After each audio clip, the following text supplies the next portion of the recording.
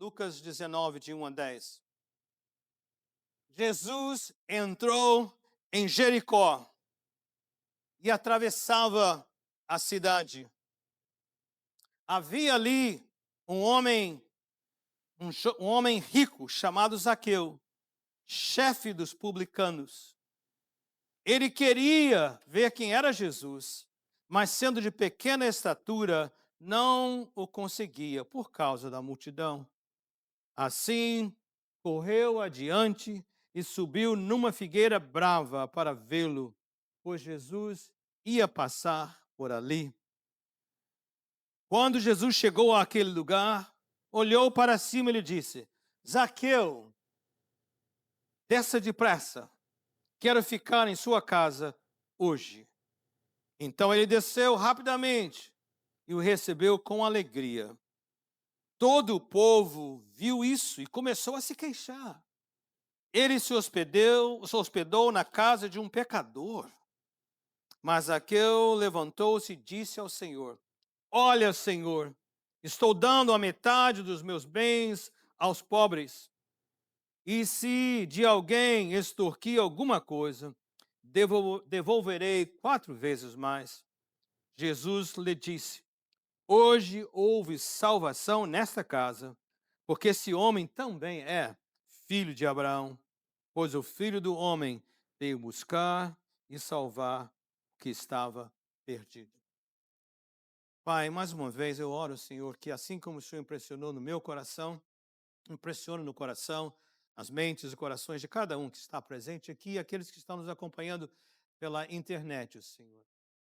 Fala conosco, Senhor, queremos ouvir a Tua voz, em nome de Jesus. Amém. O verso começa dizendo logo de saída, né, que Jesus entrou em Jericó. Jericó é conhecido para nós como o lugar onde os israelitas, quando eles entraram na terra de Canaã, lembra das muralhas de Jericó? Então, se você olhar lá no mapa, é uma entrada à terra de Canaã, a todo lugar onde nós entendemos que a Palestina, a nação de Israel, está. Agora, Jesus esteve conosco desde que ele veio e habitou entre nós, o Verbo se fez carne e habitou entre nós. Jesus esteve conosco um total de 33 anos, sendo que 3 dos seus últimos anos ele passou ministrando. Até os 30 anos ele estava com a família, ali nós sabemos um pouco a respeito dele, mas ele não estava indo de cidade em cidade, nem ao templo, nada disso.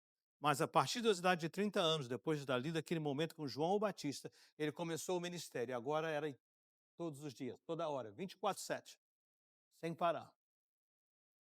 E a pergunta que eu tenho para vocês, para colocarmos em contexto, é: quando ele chega a Jericó, a entrada ali daquela parte da nação de Israel, que período do seu ministério? Foram 3 anos.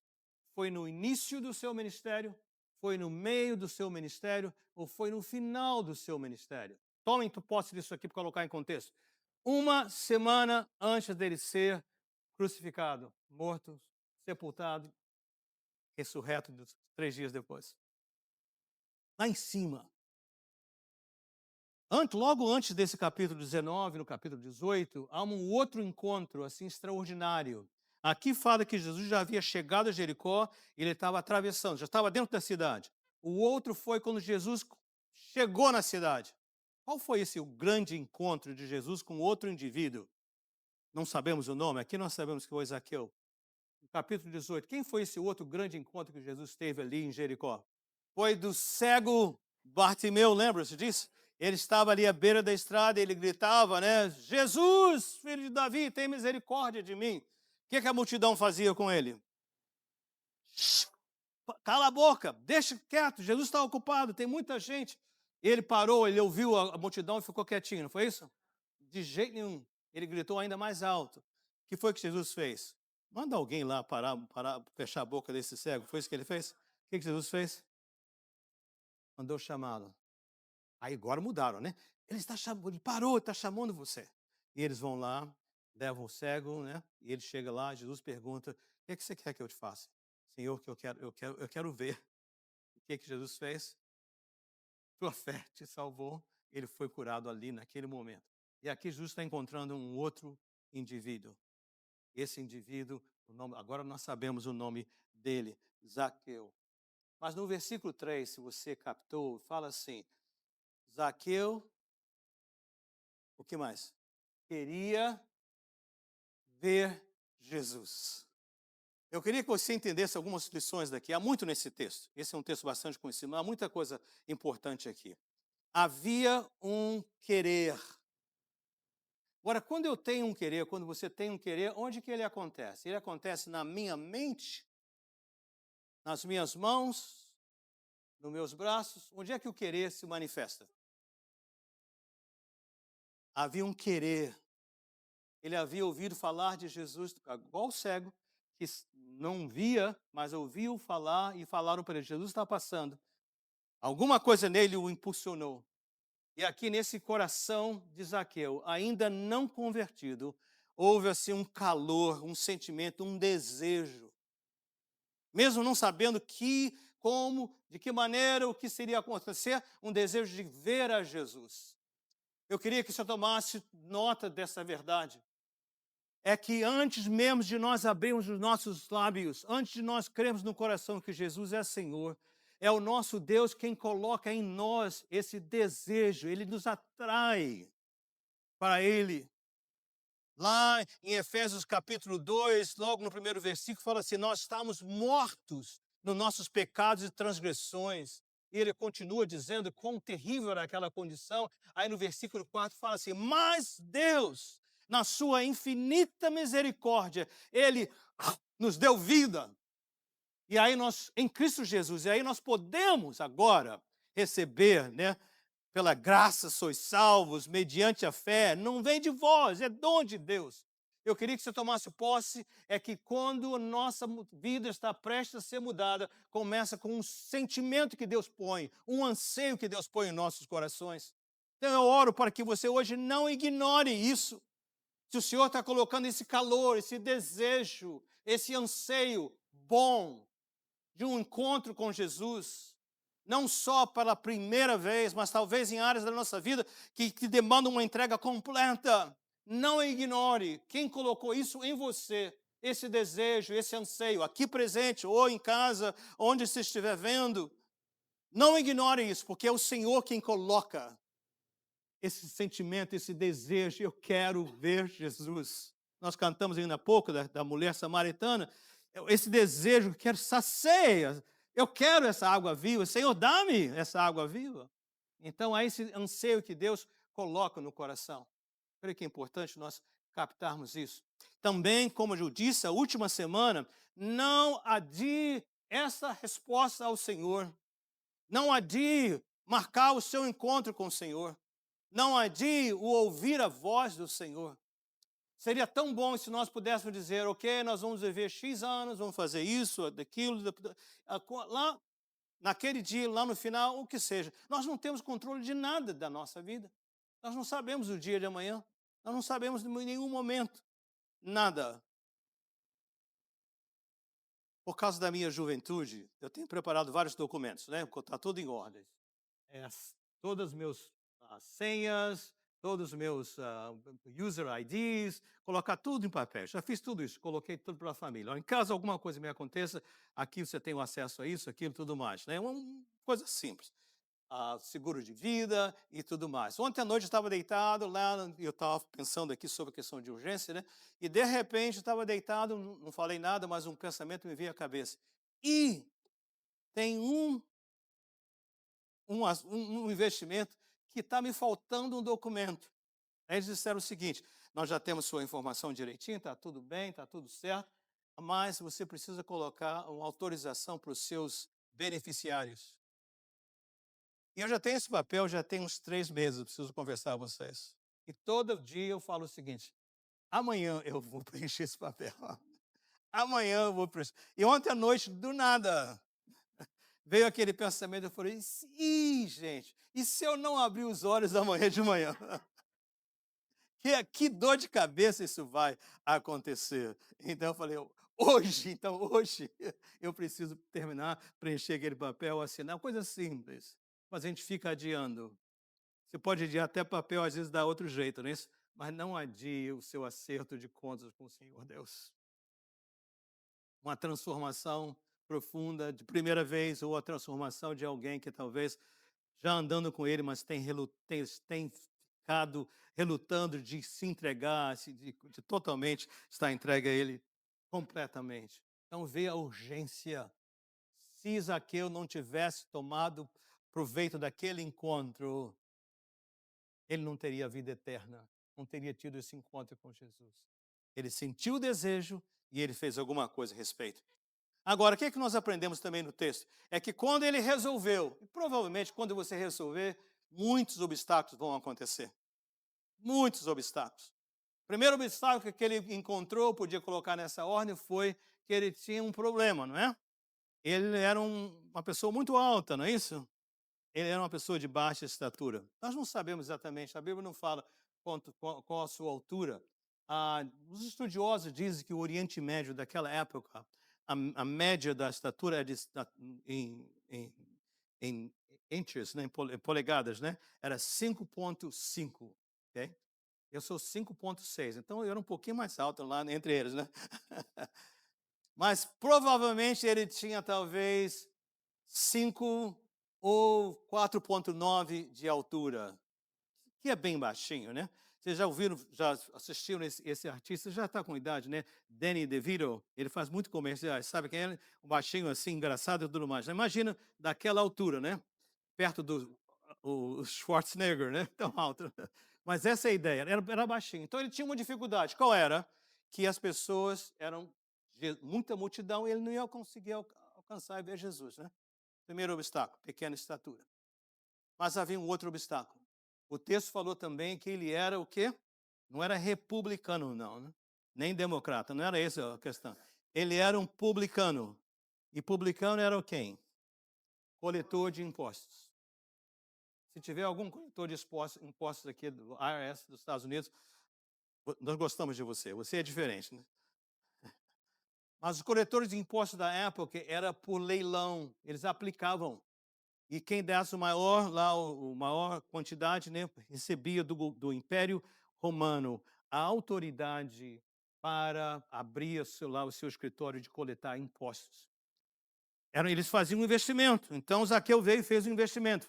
Fez um lançamento, né, um lance e ganhou. E como ele era chefe, quer dizer que ele era chefe de várias agências de coletar impostos. Tinha gente que ele trabalhavam para ele. Agora, o Império Romano, ele dava a eles o direito de dizer o seguinte: olha, nós vamos cobrar de impostos por pessoa $100. O que você cobrar acima de $100 é o seu salário. E eles eram muito desonestos, corruptos.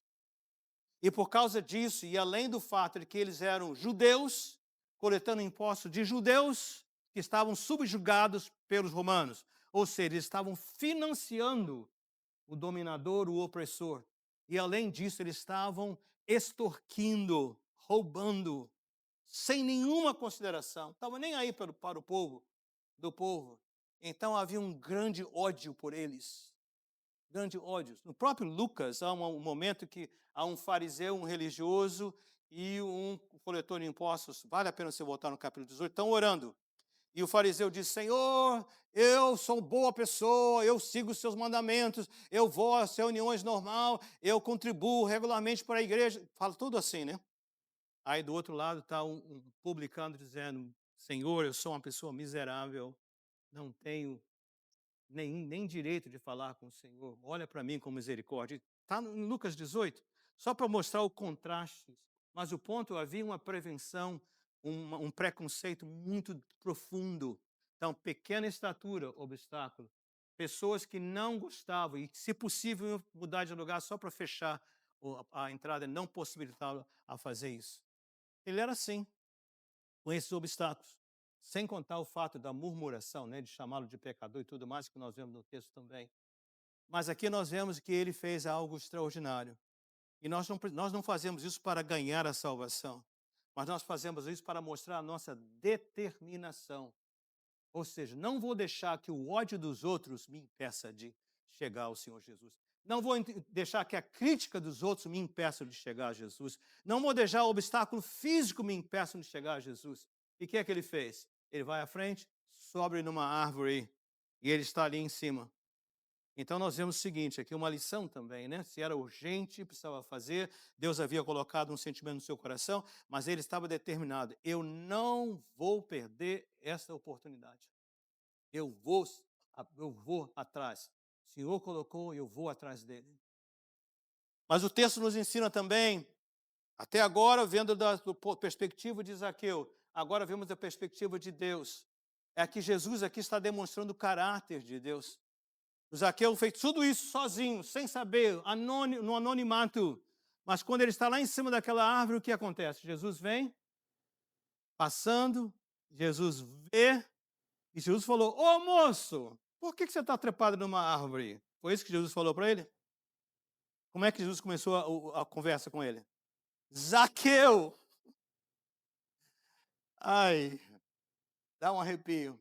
É que Deus não só coloca o desejo no coração, mas Deus é maravilhoso, Ele nos conhece por nome. Ele conhece, Ele nos criou, Ele nos fez. Ele não é aquele Deus rancoroso que está lá dizendo, venha, se acerta as suas contas, fica bom, aí a gente pode conversar. Não, ele já vem com graça. Zaqueu, e ele não esperou o Zaqueu dizer, Senhor, estou procurando, tive um... Não, ele disse, Zaqueu, desça depressa, eu vou ficar na sua casa hoje. Você imaginou isso? Não sabemos se Jesus levou os discípulos. Provavelmente não, porque o texto não indica nada, mas ele foi. E naquela época, ir na casa de alguém, estar com eles, envolvia uma comida. E aquela comida não era comida assim na mesa, tudo rapidinho, não chama no Casa Nova, entrega já pronto. Não, não. Demorava, mandava os servos prepararem, eles se deitavam ali naquele tapete com almofadas, reclinados com muita vontade, e algo extraordinário aconteceu. Eu queria que você soubesse que Jesus chama você, chama a mim por nome. Ele colocou o anseio, você fez a sua parte, que era não deixar que os empecilhos viessem bloquear esse encontro com Jesus, mas Jesus agora abre o coração com você e começa a conversar. O que eles conversaram, nós não sabemos, mas alguma coisa extraordinária aconteceu, que me leva para o último ponto. Então você vê, urgência, última semana, tem que ser agora ou era agora. Há também o fato de que Deus colocou aquele sentimento, desejo no coração, o fato que os obstáculos estavam aí, o fato que Jesus o conhecia, estava esperando por ele, marcou o encontro, agora vem ao encontro dele, mas por último, há alguma coisa que às vezes nós perdemos de vista, é que quando esse encontro é real, a nossa vida é transformada de maneira extraordinária. Eu escolhi um título para essa palavra e diz assim: um pequeno homem, uma grande transformação. Um pequeno homem, uma grande transformação. Lembrem-se que os fariseus, os murmuradores, eram pessoas religiosas. Eu diria que além da incredulidade de não crer em Jesus, um dos períodos que nós passamos é quando nós caímos na religiosidade. Que é religiosidade, pastor? É frequentar os cultos da igreja, as programações e eventos da igreja, participar de um grupo de célula, vir na reunião de oração, contribuir até, ser voluntário de um ministério, mas quando nós fazemos isso porque achamos que se fizermos isso, vamos ganhar pontos com Deus. Você entende o que eu quero falar? Religiosidade é quando a gente se separa, a gente honra o Senhor, mas a vida quem conduz somos nós mesmos. Esse é um perigo, me perdoa a expressão, desgraçado, que parece bom, ele nos engana, ele nos amolece, ele faz com que a gente fique religioso. Esses indivíduos que diziam, tá vendo, Jesus está lá com o pecador, porque eles pensavam, Deus só se importa com as pessoas boas. Precisamos ter cuidado com isso, muito cuidado. Porque quando encontramos com Jesus, algo extraordinário acontece. Apontar algumas coisas aqui que aconteceram. Até aquele momento de encontro com Jesus, aquele homem estava perdido nas trevas. Mas agora que ele encontrou com Jesus, eles têm vida eterna. Até aquele momento, aquele homem estava no caminho do inferno. Agora o seu nome estava no livro da vida. Ele ouviu dos próprios lábios de Jesus, você é um filho de Abraão. Abraão é o pai da nossa fé. Ou seja, ele é parte do povo de Deus. Então você vê essas transformações acontecendo. Mas há algo também que chamou a atenção, é que até aquele momento, aquele homem era ganancioso. Ele só estava preocupado em acumular para ele, só em guardar. Lucas está batendo firme nessa questão do apego às riquezas. No capítulo 18, ele fala do jovem rico, aquele jovem que chegou até Jesus, e ele era um jovem excelente, excelente reputação, um alto nível na sociedade, com todos os recursos. Mas quando ele chega até Jesus, ele sabia os mandamentos, praticava os mandamentos, mas Jesus fala assim: uma coisa te falta. Que coisa é essa? Vai, vende tudo que tem, dê aos pobres, então siga-me. É Jesus contra a riqueza? Não.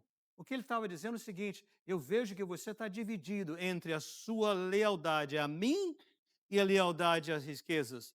As duas coisas não combinam. Você não pode servir a Deus ao dinheiro. Não tem como. Então eu creio que aqui o Senhor estava fazendo com ele o seguinte: aquela ganância desapareceu. Pastor, como é que você sabe disso? Ué, porque o texto falou o quê? Até então ele roubava. Até então era uma pessoa corrupta. Aqui imediatamente o coração dele é transformado, não só filho de Deus, não só perdoado, mas a primeira transformação, evidência qual é? Que agora ele está preocupado com os pobres. Aí ele pensou: eu vou dar uma esmola para os pobres. Toda vez que eu ver algum homeless na rua, ou um vizinho pobre, eu vou fazer isso. Foi isso que ele determinou? O que ele resolveu imediatamente? Eu vou dar metade. É difícil para quem é generoso, mas para quem é ganancioso, só Jesus na causa faz isso. Olha a transformação extraordinária. Agora os olhos se abrem. O coração se abriu, os olhos abriram. Ele vê o necessitado, ele dizia: não posso deixar de ajudar, e vou dar metade do que eu tenho. Mas não para aí a evidência. Quando uma pessoa tem um problema de vícios, de álcool, drogas, que está na reabilitação, tem vários passos, né? O primeiro passo é admitir que você é um alcoólatra ou um viciado em drogas. Mas há um ponto que diz o seguinte: você tem que fazer emendas. Amendas ou emendas, não sei a palavra em português, mas você tem que chegar para a pessoa: olha, eu com esse vício, eu fiz isso, machuquei, estraguei você, dei prejuízo. A pessoa vem, é uma palavra, ou física, ou restauração, ou de alguma coisa, mas vem e faz uma correção. Ele fez, além de ajudar os pobres, o que mais ele resolveu? Eu vou procurar a quem eu extorqui, a quem eu roubei, de quem eu roubei. Mas imagine, a lei do Antigo Testamento era o seguinte: se você roubou $100 de alguém, você vai fazer restituição, você tem que dar a ele um quinto a mais. Pelas minhas contas, $20 a mais. Então, você roubou 100, você chega para a pessoa e diz o seguinte: eu estou aqui porque agora eu sou uma nova criatura. Eu roubei 100 de você, aqui está 120. Mas ele chegou aqui, se minhas contas estão corretas, o que ele colocou naquele envelope? Eu roubei 100, mas eu estou te dando o quê? $400. Imaginou o testemunho? O ponto é para mostrar o despreendimento, a transformação. Gente, nós podemos esticar essa aplicação para tantas áreas da nossa vida. Obviamente que financeira é uma delas. Estou pastoreando essa igreja já fazem 32 anos. Não passou um ano que nós não tivemos sempre dificuldades com nossos irmãos sendo pessoas fiéis nos seus dízimos e ofertas de benevolência. Cada ano. Mas, porém, cada ano nós vemos sempre Deus operando. Deus funciona com a gente ou sem a gente. Essa é a boa notícia. Mas meu coração de pastor se entristece ao ver que tantos de nós não conseguimos ter essa transformação de dizer: Pai, tudo vem de Ti, do que é Teu nós entregamos. Nós lutamos. E quando lutamos e não o fazemos, sabe o que nós estamos dizendo? É que nós não confiamos que Deus é capaz. Como aquele jovem rico pensou: se eu vender tudo e der para os pobres, quem é que vai cuidar de mim? O Senhor lá do alto fala assim: quem você pensa que está cuidando de você todo esse tempo? Esse é um teste tão fácil de fazer. Tira o pulso na hora. O uso do nosso tempo.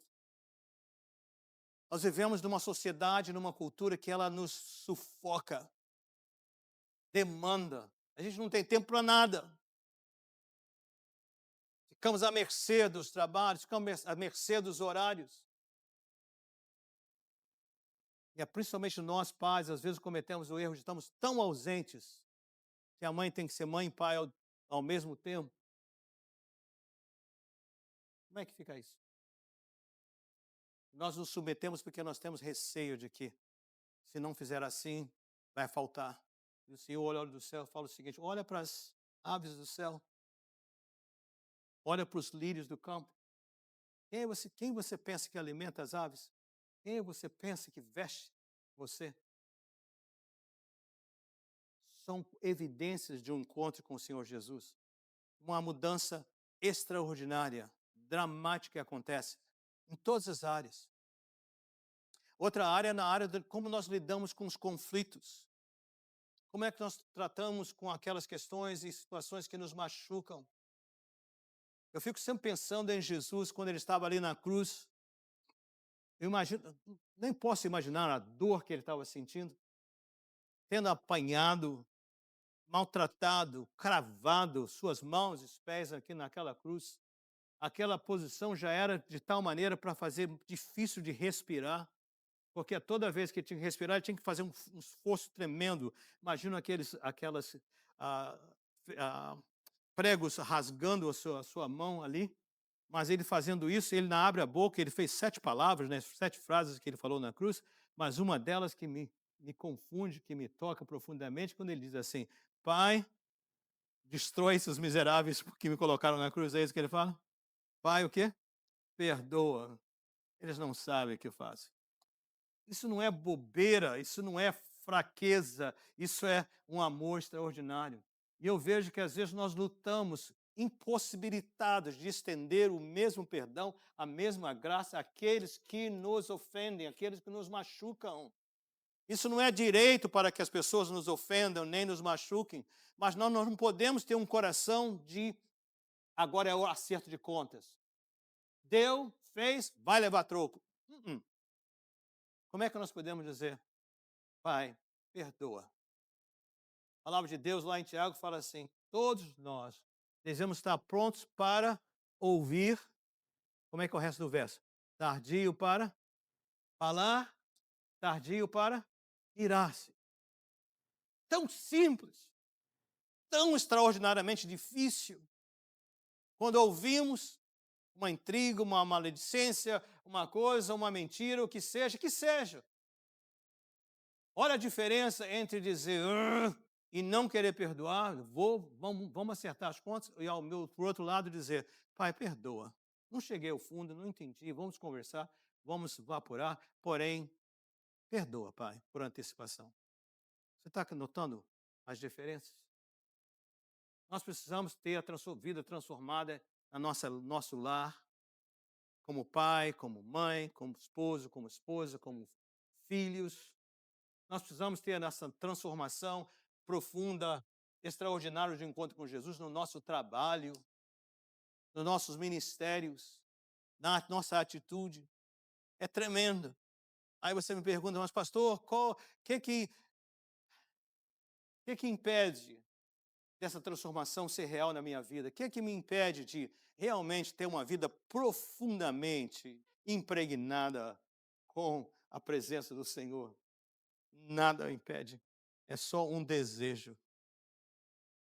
É só um desejo. Só um desejo de dizer. Estava me lembrando quando os irmãos estavam cantando Acende a chama, ó Pai, que um dia, uma vez brilhou, né? Um dia foi assim, mas nos anos, nas experiências, endureci. Mas, Senhor, hoje, meu desejo, minha oração, meu pedido é: faz tudo de novo, Senhor. Faz tudo de novo, Senhor. Mas também você esteja aqui, conhece a gente, nos conhece por nome, nós conhecemos você por nome, mas você nunca passou por cima dos obstáculos para dizer: Senhor, entra na minha casa, entra na minha vida.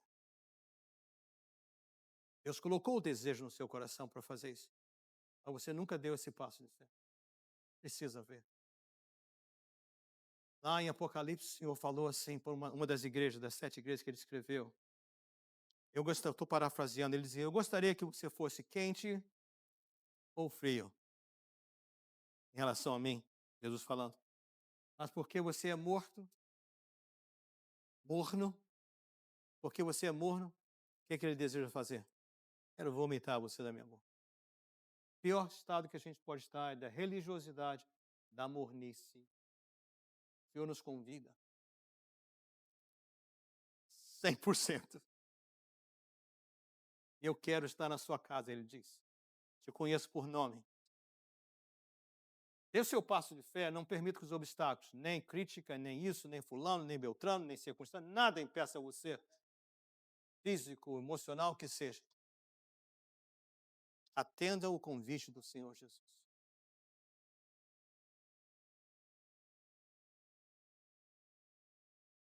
Zaqueu teve que responder aquele convite, aquele comando de Jesus. Desce depressa. Eu quero estar na sua casa. Creio que o Senhor está falando para alguns de vocês aqui nessa congregação presencial, falando para outros que estão em casa, indiretamente, mas Ele está dizendo, desce. Eu quero ir à sua casa hoje. Quero começar essa transformação hoje, em nome de Jesus. Mas precisa haver um passo de fé. É uma maneira simbólica apenas. Ali o Zaqueu, na presença daquela multidão, e quando ele foi, ele não podia ouvir os murmúrios, pessoas falando, tá vendo? Jesus vai indo na casa de um pecador, ele não estava nem aí. Sabe por quê? Ele entendeu que o propósito de Jesus, vindo a esse mundo, ele disse no versículo 10, ele veio para buscar e salvar aquele que se havia perdido. Então o Senhor está à procura de pessoas que ainda não se entregaram a Ele, para dizer, é hoje. Ninguém, nada vai impedir esse meu encontro com o Senhor. Mas eu creio que o Senhor também está atrás de pessoas que, no caminho, se tornaram religiosos, tentando negociar. Eu vou ser fiel aqui, mas ali não. Um pouco aqui, ali não. Isso precisa terminar. Precisa ser completo com Ele. E o dia é hoje também. Então, seja qual for a sua área, a sua questão, o desafio que você está enfrentando, não importa que seja uma pessoa, mas eu creio que nós precisamos fazer tempo para dizer, desce depressa, o Senhor está falando, eu quero hoje pousar na sua casa, fazer uma tremenda transformação. Maior o pecado, maior a carga, maior o milagre. E Ele quer fazer isso hoje. Eu quero orar, pedindo a Deus que, seja qual que seja a amarra, se é raciocínio, se é medo de deixar, de entregar, o que seja, que isso seja destruído hoje. Que hoje, em nome do Senhor Jesus, sua vida seja transformada. Ao sair desse culto, você sai daqui uma pessoa nova, pronta a dizer, vizinhos, minha vida mudou, colegas de trabalho, minha vida mudou, família, minha vida mudou, sou uma nova criatura. Agora as amarras estão rompidas em nome de Jesus. Pai, eu oro, Senhor. Eu apenas, Senhor, eu sou aqui o mensageiro, falando daquilo que o Senhor já preparou para esses encontros com indivíduos, aqui presencial, em outros lugares. Mas eu oro, Senhor, que hoje amarras, cadeias sejam rompidas, ó Deus. E que pessoas possam, Pai, não só conhecê-lo, comungar com o Senhor, se renderem ao Senhor pela primeira vez e experimentar o milagre da transformação. Mas talvez, Senhor, pessoas, Pai, que já o conhecem, mas que ao longo dos anos se caíram na religiosidade de dizer, hoje isso muda, hoje vou a fundo, hoje vai ser diferente. Então, Pai, que hoje seja o dia dessa libertação, desse recomeço, em o nome de Jesus, oh Pai. Abre cadeias, corta as amarras. Eu oro, Senhor, em o nome de Jesus. Amém.